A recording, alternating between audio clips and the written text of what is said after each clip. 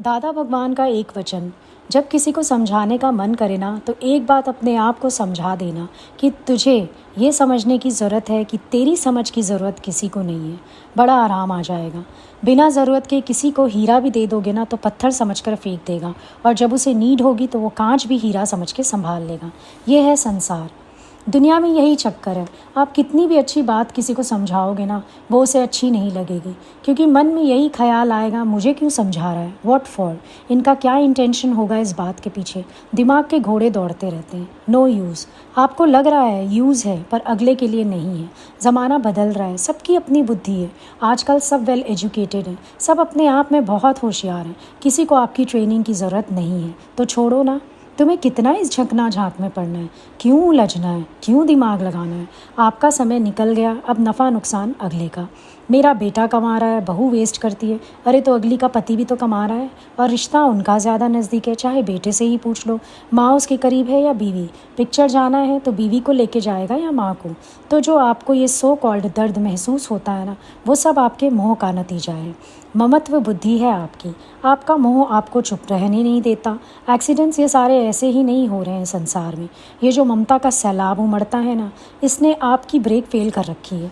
और कभी कभी ऐसा होता है कि पता होता है एक बोलेंगे 10 सुननी पड़ेगी, पर वो जो अंदर उफान उठता है ना, आपसे वो कंट्रोल नहीं होता। चाय में मक्खी गिर जाए तो चाय फेंकी जा सकती है, पर अगर देसी घी के डब्बे में मक्खी गिरे तो घी को कोई भी नहीं फेंकता, मक्खी को फेंकता है।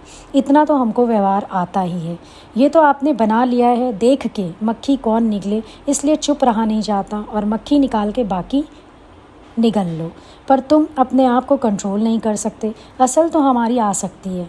आप आंख बंद कर जाओगे तो भी दुनिया चलेगी, तो कभी कभी देख के भी आंख बंद करनी सीखो। अनदेखा करना सीखो चीज़ों को छूटने के लिए। कोई बात नहीं, इट्स ओके, छोड़ने की आदत डालनी पड़ेगी। गुरु वो दृष्टि देता है, गुरु वो विकास करता है जो आपकी संभावनाओं को खिलाता है अंदर से। ज्ञान भी थोपा नहीं जा सकता। जिसको भक्ति पसंद है गुरु उसको भक्ति से सींचता है, जिसको ज्ञान पसंद है गुरु उसे ज्ञान से सींचता है, और जिसको प्रेम पसंद है उसे प्रेम से सींचता है। अगर हम मीरा को बुद्ध बनाने लगे तो मुसीबत खड़ी हो जाएगी। और दुनिया में हुआ क्या, यही तो हुआ है। लोहार दर्जी बन गए, दर्जी इंजीनियर बन गए, इंजीनियर डॉक्टर बन गए, क्योंकि मर्जियाँ थोपी गई ना सब पर। कोई बेचारा खेल ही नहीं पाया, कोई बेचारा बन ही नहीं पाया अपनी मर्ज़ी से। इसीलिए यहाँ गुरु के दरबार में सबको छूट है।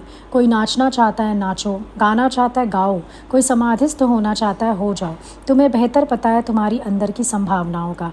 रस भी तो आना चाहिए किसी कार्य को करने में। मीरा को जब ज्ञान में रस ही नहीं आने वाला तो बिठा दो उसे समाधि लगाकर कि कृष्ण का ध्यान कर, तत्व रूप को जान कृष्ण के।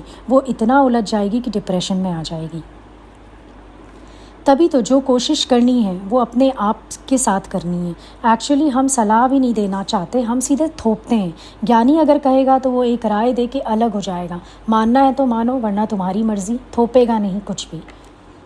ब्रह्मज्ञानी की स्थिति जो है वो अजगर की तरह है। जैसे अजगर को हिलाना भारी, ज्ञानी को भी हिलाना भारी। हिलेगा भी तो बाहर शरीर तो हिलता है, पर भीतर संकल्प उठना भारी।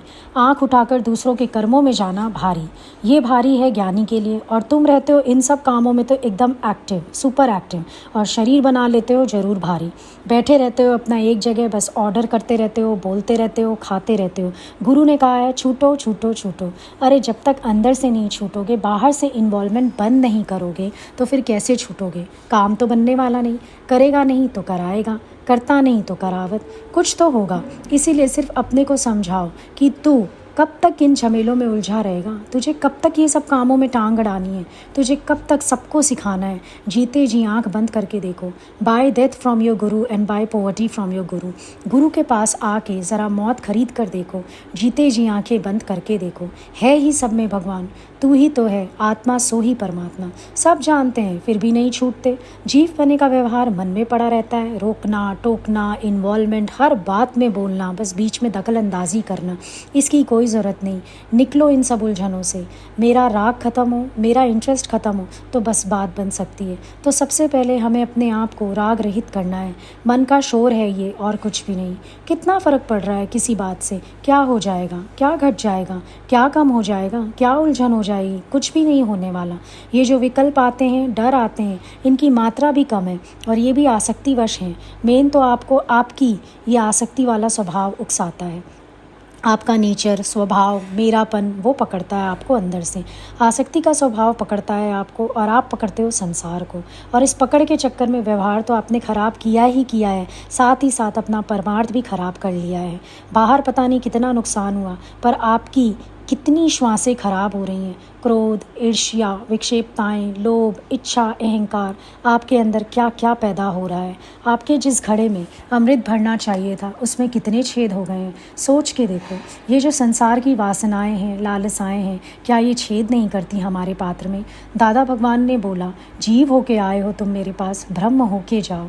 आप यहाँ से ब्रह्म होके जाते हो और फिर जीव होके आ जाते हो। कैसी शर्म वाली बात है। रोज़ गुरु हमें ब्रह्म भाव में टिका रहा है, ब्रह्म की इतनी ऊंची कुर्सी पे बैठा रहा है, आत्मा के निश्चय में टिका रहा है, और हम बार बार आत्मा का निश्चय भूल के फिर वही जगत की तू मैं संसार के हिसाब किताब, वही बातें, वही उलझने, वही झगड़े, इन सब में पड़े हुए हैं। पहला वचन ही हम समझ नहीं पाए, ब्रह्म सत्य जगत मिथ्या। और अगर यही वचन पक्का हो गया तो बाकी कुछ बचा ही नहीं।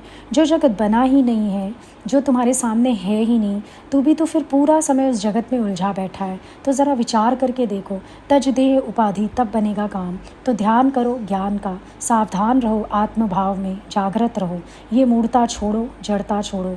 जागने आए हो गुरु के दरबार में, अब तो कम से कम जाग जाओ, बहुत हो गया।